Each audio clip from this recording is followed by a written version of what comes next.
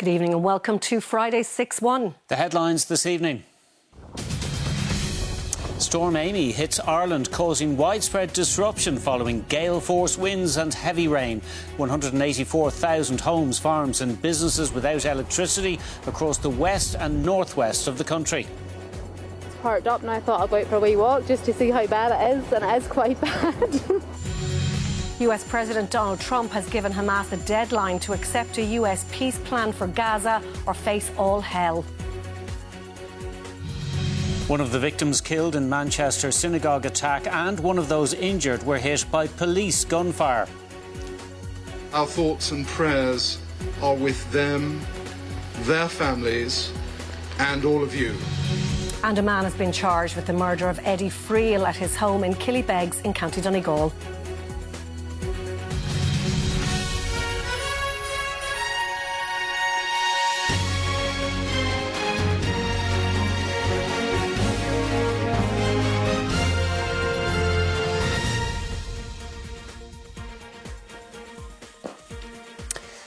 The country is bracing itself for further disruption from Storm Amy, with the west and northwest bearing the brunt of gale force winds and rain. Over 180,000 homes and businesses are without power, while fallen trees and localised flooding have impacted journey times. In County Donegal, one man has been seriously injured as a result of these storm conditions. Elsewhere, schools in some areas closed early today, flights were cancelled and sporting fixtures were postponed. Multiple weather warnings remain in place across the country. A 2-hour status red wind warning for Donegal has just expired at 6 o'clock. The entire country is now covered by a status yellow alert, with all of Connacht and counties Donegal and Clare under an orange level warning. A similar situation applies in the north, where amber and yellow alerts have been issued by the UK Met Office. After relentless rain over a 24-hour period, winds picked up noticeably in Salt Hill at around lunchtime today. The situation here mirrored along the western seaboard. Gusts of 120 kilometres per hour have been recorded in Bailawirrid in County Mayo and at Cairnwassa Observation Station in Connemara after a number of wind warnings came into force this afternoon. The entire country is covered by a status yellow alert, with all of Connacht and County Clare under an orange level warning until 10 p.m.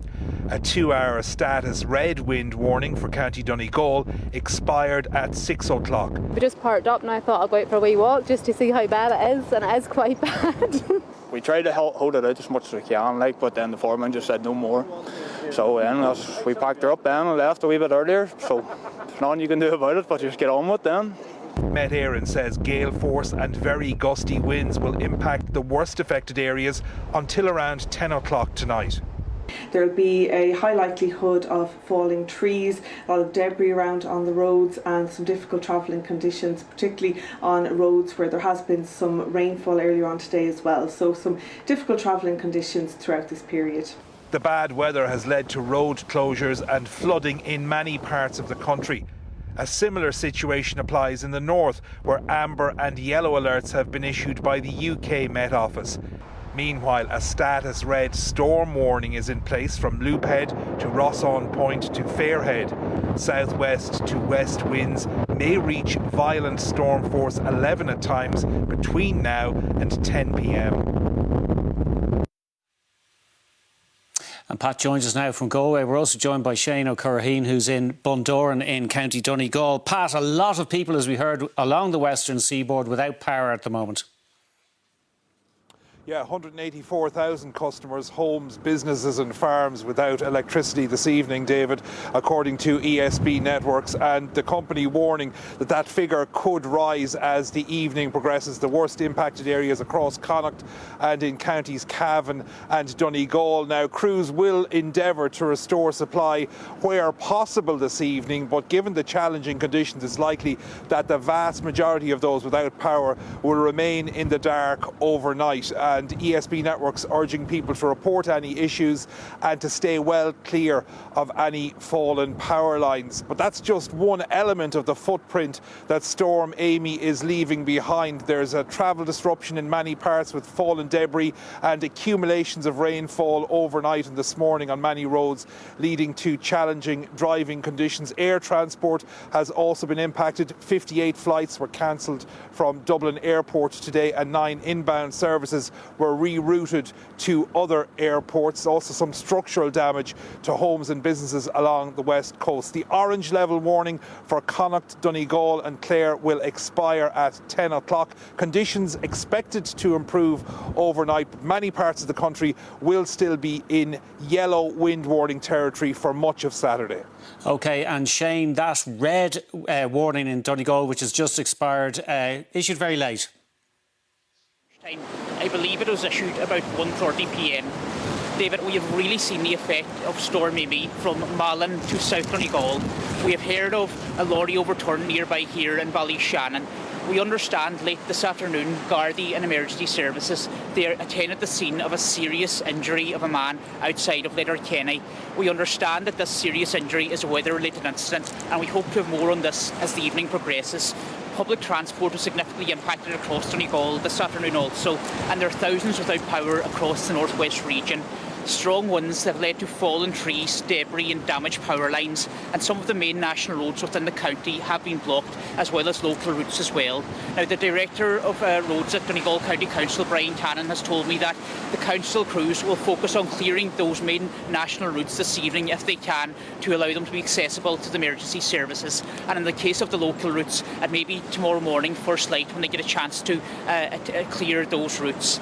Now, there's only 90 minutes of daylight left this evening, so there is a warning that for people not to go working with trees or fallen debris, given the dangers of overhead power lines.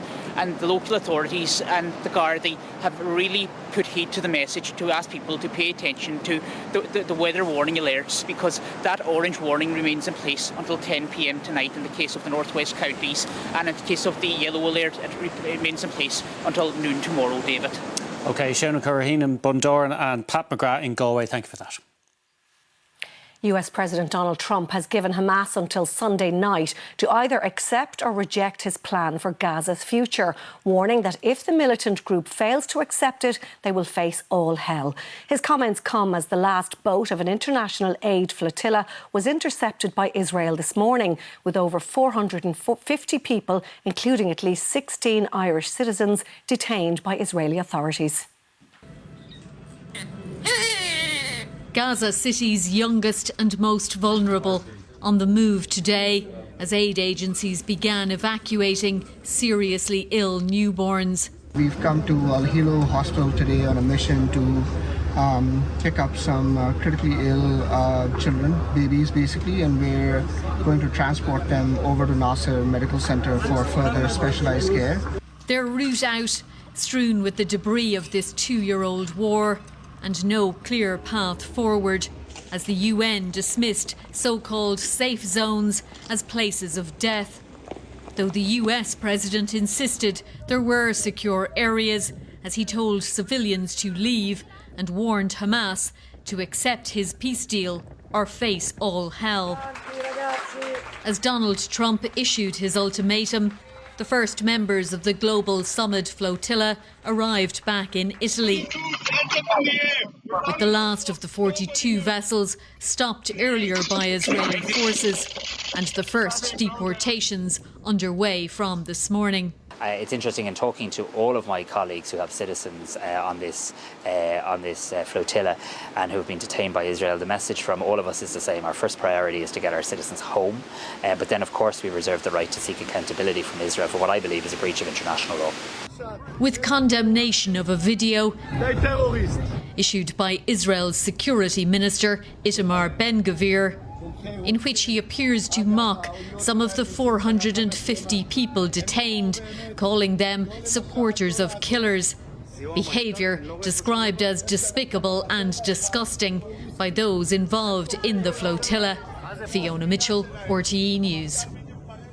We're joined now by our reporter Aisling Kenny from the city of Ashdod in Israel, where that flotilla was brought after it was intercepted, and by our Washington correspondent Sean Whelan. So Aisling, what's the latest now on the detainees and what are you hearing about where they're being held? Well, Eileen, as you said, we're here in Ashdod. You can see the port behind me here. This is on the Israeli coast. Now, this is where the 500 detainees that were on that flotilla, including the at least 16 Irish people were taken to when they were intercepted by Israeli authorities. Now, they were here for a number of hours last night. They were then taken to Katziot prison. That's about an hour and 40 minutes from where we are here in Ashdod. It's based between Gaza and Egypt. Now, I understand that around half of the 500 detainees have agreed to a voluntary deportation order. That's where they say they have entered Israel illegally. Now, the other half have said that they will not agree to sign those forms. That means that they will go before a court. They will go before a judge here in Israel who will issue a deportation procedure, and they will likely be deported at some time next week. Now, I understand that lawyers have been in touch with detainees here. They are trying to provide as much legal representation as they can. Now, as we speak, there is a new flotilla on the way to Gaza. I understand it's around 12 ships and boats. I also understand there are around 7 Irish people on board those ships. I've spoken to the organisers of the flotilla this evening, and they say they will not be deterred, that they will do everything they can to ensure that a humanitarian corridor is opened to allow aid to get safely into the enclave. And Aisling, what are the Irish authorities saying? Have they been in contact with the Irish citizens involved? Yes, that's right, Eileen. Well, the Taoiseach Simon Harris had a consular meeting this morning. After that meeting, he said that the Irish government's priority was the safety and the well-being of the Irish detainees here in Israel. Now, he also said that the Irish ambassador to Israel, Sonia McGuinness, had spent the day at the Katziot prison here in Israel, making sure that the Irish detainees get the legal representation that they need, and also the healthcare treatment that they need. Now, the Taoiseach also said there was an Irish delegation based in Dublin that were providing ongoing updates to the families of detainees here in Israel. Sean, in Washington, President Trump has been on social media basically giving an ultimatum to Hamas. What has he been saying? Yeah, that's right. He's set a deadline of Sunday at 6 p.m. Washington, D.C. time. That's 11 o'clock at night on Sunday night, Irish time, for Hamas to accept this 20-point peace plan, which he unveiled on Monday. It's been in the negotiations for weeks. Hamas have been briefed on it during this week, the past several days, by officials from Turkey and a couple of other states, and are reported to be considering the plan. But the president, on Monday, when he unveiled it, he said, I'm going to give Hamas 3 or 4 days to make their minds up on it. He's now extended that deadline, but set a very hard deadline of Sunday evening, 6 o'clock Washington time. And if they don't accept it, he said, all hell will be unleashed on Hamas like the world has never seen before. So a very clear threat that there is going to be severe and intense military action taking place in the Gaza Strip. He's saying they are just waiting for me to give the word go. They, I presume, being Israel, which has troops on the ground there surrounding Gaza City, preparing for a final push on Hamas. But the president, very tough, very uncompromising in his language, saying 25,000 have been killed already. The rest are going to be killed if they refuse to take this. And the ones who are abroad, we know where they are. We'll track them down and kill them too. Sean in Washington and Aisling in Ashdod in Israel. Thank you both.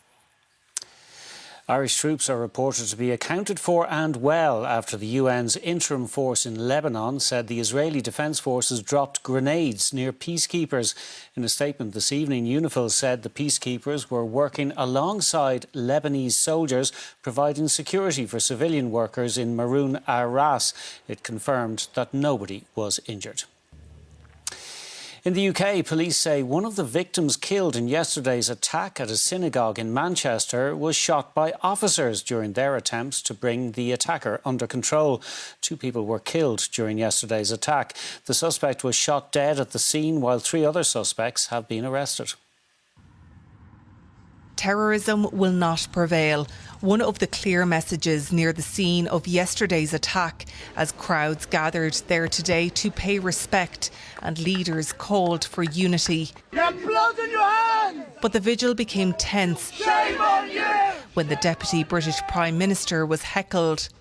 We stand in defiance of those terrorists who seek to divide us, who want to pit neighbour against neighbour, to weaken the bonds that bind us together as one nation, one people, one united kingdom.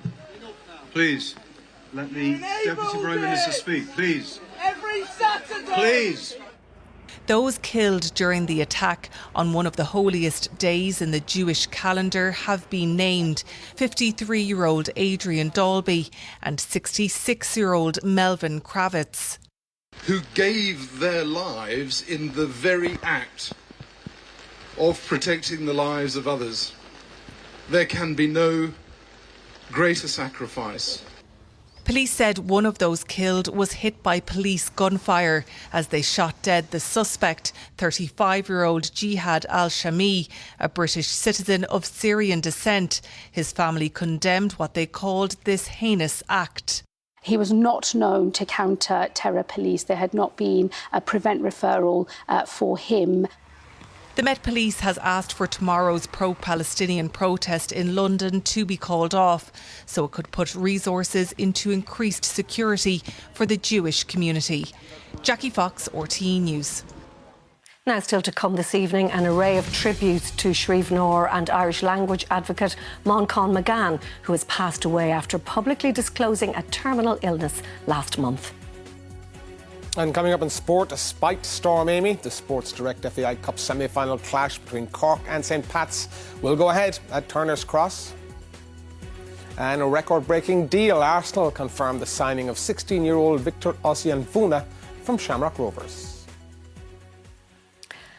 A 58-year-old man has been charged with the murder of 61-year-old Eddie Friel in Killybegs in County Donegal last April. James Spendley of St Cummins Hill, Killybegs, was brought before Ballyshannon District Court, where a previous charge of assault causing serious harm was withdrawn and a charge of murder was brought forward. James Spendley was charged this morning in Ballyshannon Garda Station with the murder of Eddie Friel on a date unknown between the 12th and 13th of April at an address on Harbour View Drive in Killybegs, County Donegal. Detective Garda Niall Brady told Ballyshannon District Court that the accused made no reply when charged. The court heard that the Office of the Director of Public Prosecutions has directed that the indictment is dealt with in the Central Criminal Court. James Spendley has been in custody since the 15th of April. He was previously charged with intentionally or recklessly causing serious harm to Eddie Friel. That charge was withdrawn this morning. Solicitor Jerry McGovern, representing James Spendley, said he understood that the book of evidence will take a month to finalise. Judge Etain Cunningham remanded James Spendley in custody to appear before Sligo District Court via video link on the 9th of October. He was previously granted free legal aid at Carrick-on-Shannon District Court on the 15th of April. Sharon Lynch, RTÉ News. With just 3 weeks to go until polling day, all three candidates in the presidential race were busy on the campaign trail today. Fine Gael candidate Heather Humphreys faced questions over former Transport Minister Shane Ross's claims that she initially opposed his bill to tighten drink driving limits before voting for it in the Dáil. Another day in the presidential race and another controversy. This time Fine Gael's Heather Humphreys in the eye of a political storm over former Transport Minister Shane Ross's claim she opposed his 2018 bill to ban anyone driving over the alcohol limit. Ms Humphreys subsequently voted in favour of the legislation, a position she repeated today. People should not drink and drive because it causes accidents, and I had many discussions with Shane Ross on improving rural transport and investing more in our roads as well, because that improves safety. I voted in the Dáil to support his legislation, not once but twice. Elsewhere on the campaign trail was independent candidate Catherine Connolly, who continued to face questions in Cork over her 2018 decision to temporarily employ someone with a special criminal court conviction. I don't think there are questions in relation to my judgment. IRIGI is a registered political party. My understanding is she was no longer active in that party, and my understanding, which has been borne out, is that she had turned the corner. And this is a person who had served her sentence. And after his own campaign difficulties, Fianna Fáil's Jim Gavin today on the offensive while canvassing in Kilkenny. Well, in terms of people who are being convicted in the criminal court and having access to the Oireachtas, there certainly is a security concern there to get your Garda vetting, and certainly there's more answers to be dealt with by Catherine on that matter. All three presidential candidates will hope to have survived the campaign storms come polling day on October 24th. The next potential clouds on the horizon, the week in politics presidential debate on Sunday. Fiacre O'Connor, RTE News, Leinster House. Well, it's 4 days to budget 2026, but despite sustained price hikes across the economy, the government has said there won't be a repeat of one-off cost of living supports this time around. But with food and energy costs in particular continuing to spiral, pressure is building for additional measures to help struggling households. So that's Aoife, Saoirse and Cathal. Naomi Connolly is the lone parent to her 3 children, 2 of whom have additional needs. Their household is one of many whose outgoings have risen amid a jump in inflation. When you do a full shop, and there might not even be cleaning products, you're spending well over €150. I have children that are school avoidant. When my children don't go to school, we're home all day, so that means heating on, lights on, end up being €300-400 for 2 months. Some supports are in place for families like Naomi's, but advocacy groups say more is needed. For the government to really target the child support payment for families who are reliant on social welfare, particularly for older children. For working lone parents, we need to see more people pulled into the working family payment and it made fairer for lone parents. This budget comes amid sustained increases in the cost of living. Take food, for example. Meat such as beef is up in price by nearly a quarter in the past year, while other common staples like milk and butter have seen huge double-digit increases as well. Energy prices are also a huge driver of inflation for households. Since 2021, average electricity tariffs are 69% higher, while gas prices have more than doubled in that time. Come on. Up. Such exceptional price increases are impacting people across demographics, including Dennis, who's retired and living alone. My biggest fear is becoming homeless. The rent goes up every year. Basically, you have to watch what money I spend.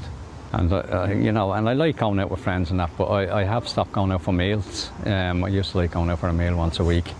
Without the once-off measures last year, older people living alone, 45% would have been at risk of poverty, and there's no reason to believe, without targeting in these levels of increases, that won't be the level again next year. We'll have to wait until Tuesday to see exactly what cost of living measures are in the budget, though the government is adamant there won't be a repeat of the one-off supports we've seen in recent years, hinting at a shift towards permanent, targeted measures. And that's exactly what those representing the most vulnerable groups want. But potential economic headwinds could still see the overall budget package pared back. And 4 days out, there's still much uncertainty. Angus Cox, RTE News. Well, the Minister for Finance, Paschal Donohoe, has confirmed this evening that tax bands will not be increased in the budget. He said to do so would undermine the public finances. For more, let's talk to our Economics and Public Affairs editor, David Murphy. So, David, the Minister has been giving a press conference in the last while. What's he been saying? Well, the thing is that in recent years, what we've seen is that as wages have been rising, the point at which people pay the higher rate of tax has gone up too. Now, the Minister for Finance, Paschal Donohoe, has indicated in the past hour that that's not going to happen in this year's budget, and we can hear a little bit of what he had to say now. If we were to go beyond €1.5 billion, that runs the risk over time of narrowing our tax base and undermining safety in our public finances and the ability to pay for our public services in the future. Many of the different budgets that I've done in the past have brought forward indexation, and the cost of doing that is at around 1.2 to 1.3 billion euro. If I was to move ahead with all of the different measures that I'm being asked to do, it could give rise to a total tax package overall that I believe would be too big and would pose risks within our economy.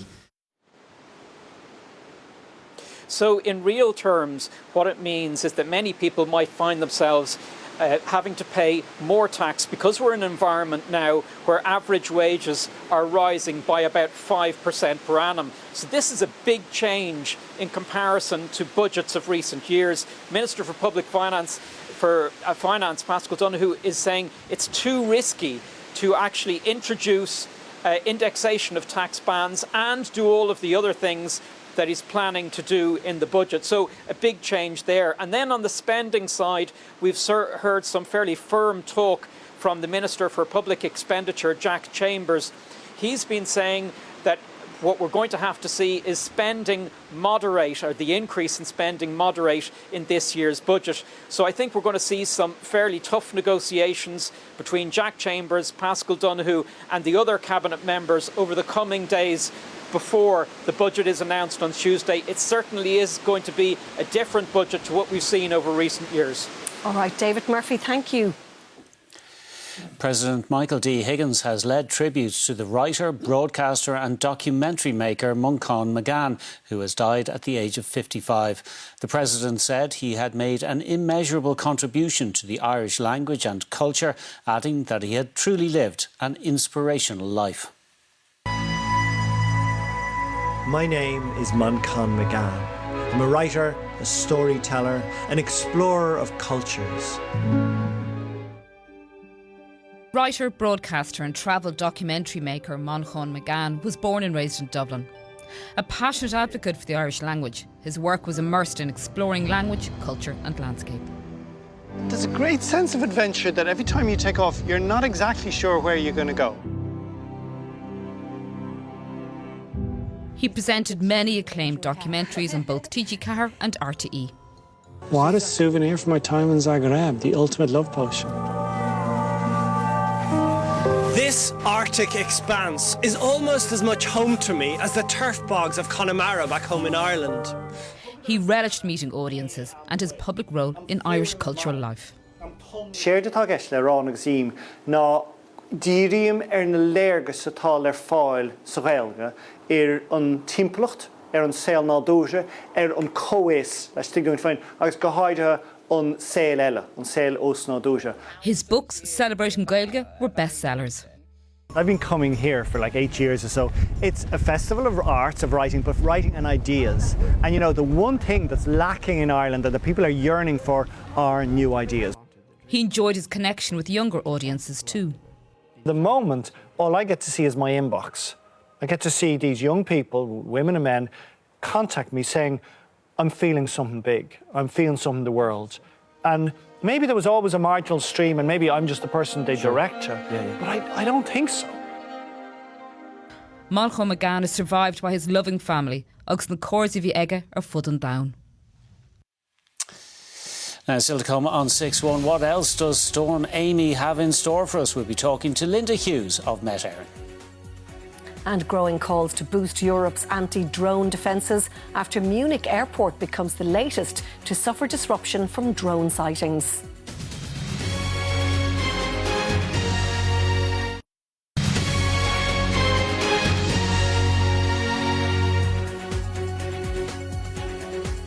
Welcome back to 6-1. The main news again this evening. Over 180,000 homes and businesses are without power this evening as Storm Amy crosses the country. The west and northwest are worst affected. In County Donegal, one man has been seriously injured as a result of the stormy conditions, which have caused widespread disruption to travel due to flooding and fallen trees. Dozens of flights have also been cancelled. US President Donald Trump has told Hamas it will face all hell if it doesn't accept a plan for Gaza's future by Sunday night. Meanwhile, in Israel, all 16 Irish citizens detained after an aid flotilla was intercepted have been transferred to a detention centre in the south of the country. And in the UK, police say one of the victims killed in yesterday's attack at a synagogue in Manchester was shot by officers. One of those injured and in hospital also suffered a gunshot wound. The suspect, a British man born in Syria, was shot dead at the scene.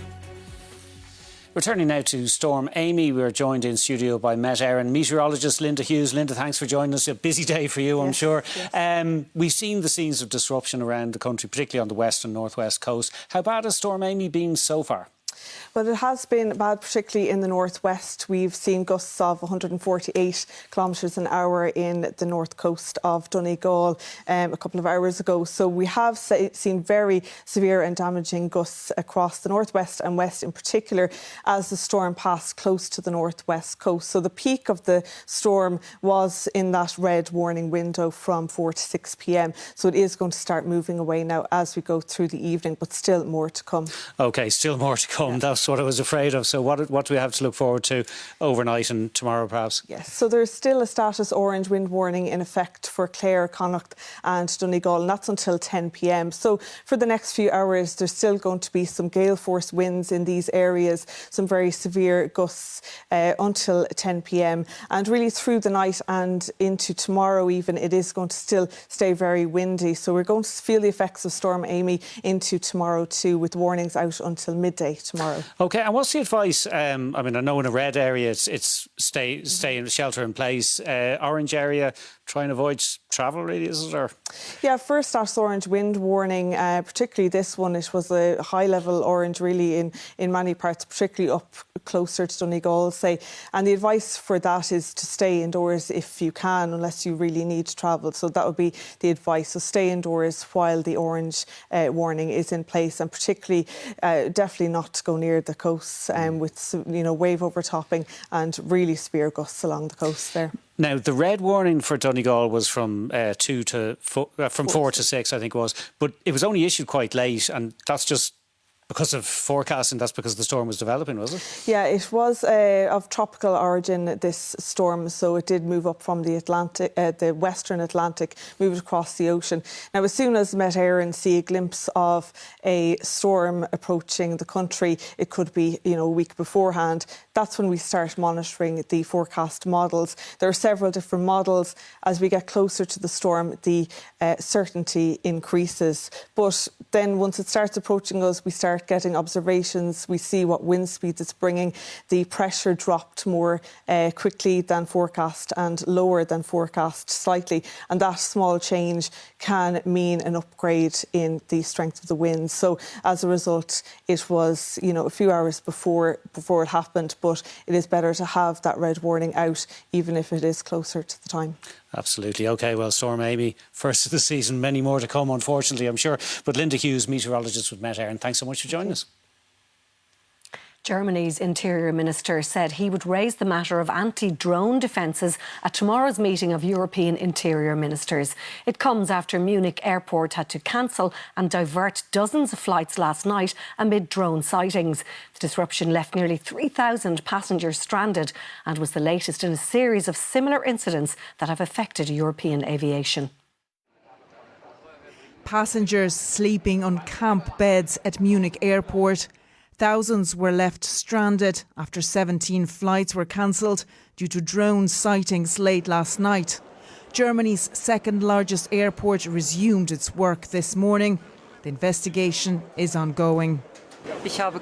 I'm not worried. I think that they're on top of the security here and that we are all well protected. Everyone supposes it's Russia, and I do as well. And why are they doing it? What do they want to provoke with this? German authorities have not blamed anyone for the incident, which took place on the eve of German Unity Day.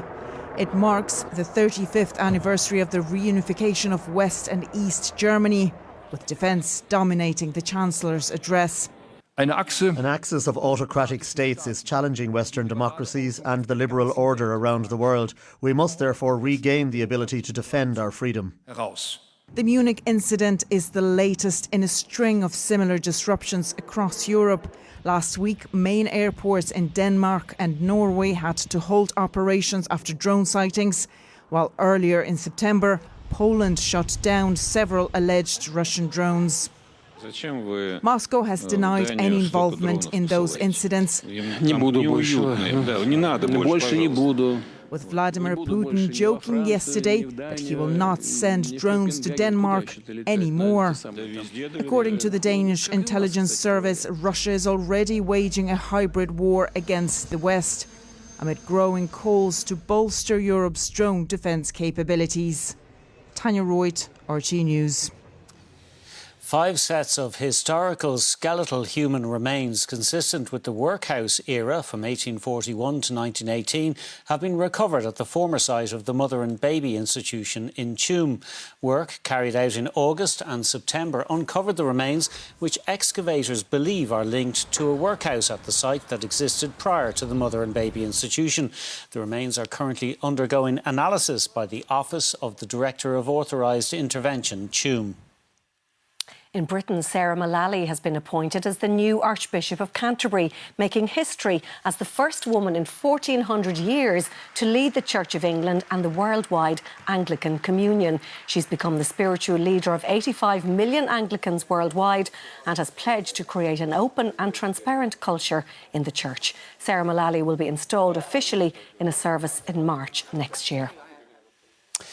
The British actress Patricia Routledge has died at the age of 96. The Mackay residence, the lady of the house speaking. She was best known for playing Hyacinth Bouquet in the classic TV sitcom Keeping Up Appearances. She played the hilariously snobbish character on the BBC programme in the early 1990s, but also had a prolific career in the theatre. Her agent said she died peacefully in her sleep this morning, surrounded by those she loved. Now, still to come this evening, a place of reflection and remembrance for fallen comrades. A memorial garden is unveiled in Dundalk for Detective Garda Adrian Donoghue and Garda Tony Golden. And coming up in sport will be at Turner's Cross. That's ahead of tonight's Cup semi-final. And we look ahead to tomorrow's GAA Special Congress on the new football rules.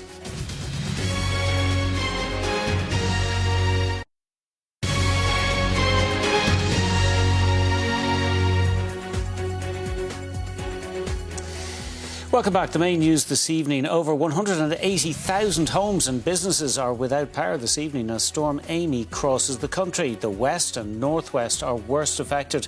In County Donegal, one man has been seriously injured as a result of the stormy conditions, which have caused widespread disruption to travel. And US President Donald Trump has told Hamas it will face all hell if it doesn't accept the plan for Gaza's future by Sunday night. Meanwhile, in Israel, all 16 Irish citizens detained after an aid flotilla was intercepted have been transferred to a detention centre in the south of the country. The Garda Commissioner Justin Kelly has officially opened a garden of reflection at Dundalk Garda Station in County Louth in honour of Detective Garda Adrian Donoghue and Garda Tony Golden. The two members of An Garda Síochána were shot dead while in the line of duty in 2013 and 2015 respectively. Minister for Justice Jim O'Callaghan was greeted by Garda Commissioner Justin Kelly and given a formal guard of honour as he arrived at Dundalk Garda Station this morning.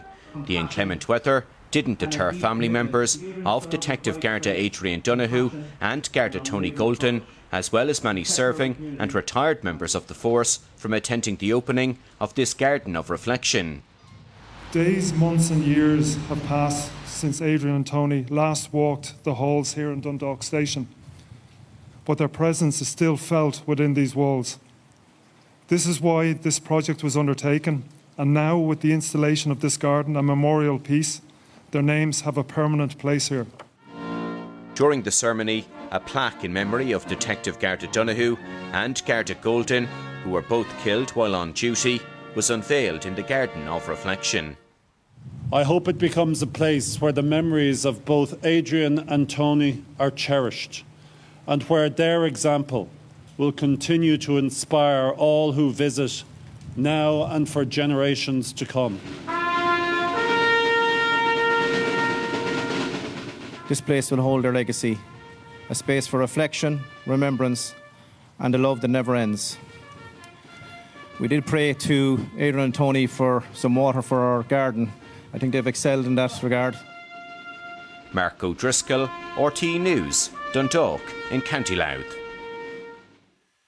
Now over to Joe for all the day sports news. And thank you very much. It's the soccer first this evening, where it's FAI Cup semi-final weekend. Our Shamrock Rovers entertain Kerry on Sunday, but the action begins this evening as Cork City welcomes St Patrick's Athletic. Despite the poor weather conditions, the game is going ahead. That's after a pitch inspection at Turner's Cross. The game is live on RTE2, and there for us is Tony O'Donoghue. And Tony, looks calm behind you now, but is the weather going to have an adverse effect on the football tonight? Well, the good news, Joe, is that it stopped raining, so that's a help. And the pitch, surprisingly, is in good shape. It looks good, certainly. We'll see in the early stages of the match if it maintains that. The wind has been whipping up, and that can be a problem. Wind can ruin football. Hopefully it won't ruin the spectacle, because we've got two teams here with just one game away from the showpiece of the Irish domestic season, the FAI Cup final. So we've got St Pat's, who would be the form team, against Cork City team, who are practically relegated. It's almost a certainty, Alan Cawley. So can they overturn the odds tonight?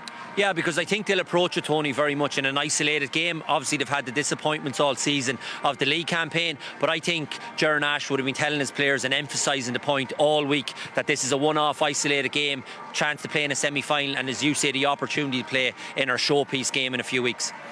The fans have not been happy with Cork City recently, of course, because relegation again this year, a change of managers, and there's talk of a protest before the game by the fans.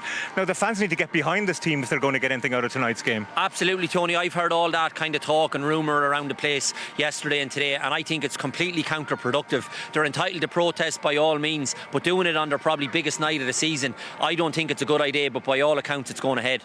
Would you believe Stephen Kenny, the manager of St Patrick's Athletic, is taking charge of his 1,000th match tonight, which is an incredible achievement, and Pat's going for 3 cup finals in 5 years. Yeah, it's an amazing achievement, first of all, for Stephen Kenny, as you say, and being so successful during that time as well, Tony. So to be down here taking a team into a semi-final with his 1,000th game, hopefully from your point of view, though, it's not a winning one. We shall wait and see. It's live on RT2 television.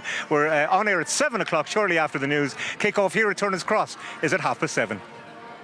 Thanks, gentlemen. Shamrock Rovers have confirmed a deal has been agreed for 16-year-old attacker Victor Oshianvuna to move to Arsenal. The record-breaking fee for the player, who started out at Fairhouse United before joining Rovers at the age of 6, is believed to be in the region of €2 million. He'll remain with Rovers until the age of 18 and then make the move to North London in January of 2027. Speaking of Shamrock Rovers, they're going to have to wait until Sunday at the earliest to be crowned Premier Division champions. Tonight's Derry City clash with Sligo Rovers has been postponed due to the inclement weather. Waterford against Drogheda United at the RSC is also off. Now, a special GA Congress in Croke Park tomorrow is expected to sign off on the new football rules as developed by the Football Review Committee and employed this year in the League and the Championship. If accepted, the new rules will become permanently adopted. Interestingly, the FRC's final report also includes 19 additional recommendations for future reference. The Football Championship might have ended in All-Ireland glory for Kerry last July. But ultimately, the new football rules employed this season would seem to be the biggest winners of all. The solo and goal was obviously a big thing from a defensive point of view, and both attacking, getting the ball moving, and obviously the 3 up makes things a lot more interesting from an attacking and defensive point of view. The 2-pointers adding a huge amount to the game. Obviously, there's some people who mightn't be fond of it, but I think the excitement levels it's bringing to the game, I think it's important. And I know people are talking about maybe handing the ball back, but I did see it in under-10s game the other day. I don't think they were even meant to be doing it, but it's kind of nice to see it. So yeah, hopefully that stays too. Of course, the referees had to become experts very quickly. For me, the greatest rule that has come in is around the respect that's now afforded to the referees. There's a huge amount of silence on the pitch when we're making our decisions, and there's very little interference from the players anymore. Tomorrow, a special congress will be held in Croke Park that will decide the fate of the new rules. A few alterations will be suggested, like a 2-pointer will be scored even if a member of the opposition touches the ball on its way over the bar, while a hooter could signal the end of the game immediately. Yeah, the hooter's gone back to the original proposal, Marty, the same way as they have in New York and for the ladies' game, where once the hooter goes, it's game over. We felt that during the course of the season, the transparency and everyone understanding about when the game was going to finish added to the excitement and added to the entertainment, and we'd be hopeful that it will be accepted and endorsed tomorrow. This special Congress tomorrow has the capacity to be the fastest special Congress in the history of the GAA. The reaction to the new football rules has been universally positive. And while there'll be some tweaks and some debate, there is no doubt that the new football rules will be passed rather easily into the rule book tomorrow. Marty Morrissey, RT News, Croke Park. In rugby, Ulster's URC game in Edinburgh tonight has been postponed due to the storm. Leinster and Connacht have named their teams for their round 2 games tomorrow. Leo Collins made 7 changes as Leinster looked to bounce back from a 35-0 opening defeat. The champions will take on the Bulls in Pretoria in what's a repeat of last season's final. Stuart Lancaster has made 9 changes from last weekend as Connacht host Scarlets. The head coach has been speaking about his training philosophy. You create the mistakes by putting pressure on them in training, and gradually you increase pressure, fatigue, decision-making time. And what the players learn to do is they learn to execute better under pressure, move quickly on from a mistake, and repeat successful actions, be it attack or defensive actions, under pressure. The weather isn't any better in Scotland. It was a tough day, second day of the Alfred Dunhill's Links Championship. And of Scotland's Robert McIntyre and South African Richard Stern lead the way on 12 under par. Tom McKibben is best of the Irish. He was on 10 under when play was suspended this evening on his last hole. Conor Purcell 6 under, Padraig Harrington on 4 under par. And that's the sport from me for now. So back to you, David. Thanks so much, Joe. Now, before we go, look at the main news again. Over 180,000 homes and businesses are without power this evening as Storm Amy crosses the country. The west and northwest are worst affected, with gusts of 148 kilometres an hour recorded in North Donegal. Elsewhere in County Donegal, a man has been seriously injured as a result of the stormy conditions, which have also caused widespread disruption to travel due to flooding and fallen trees. Dozens of flights have also been cancelled. And that is the 6-1 News this Friday from all the team. Thanks for watching. Have a great weekend. Bye for now.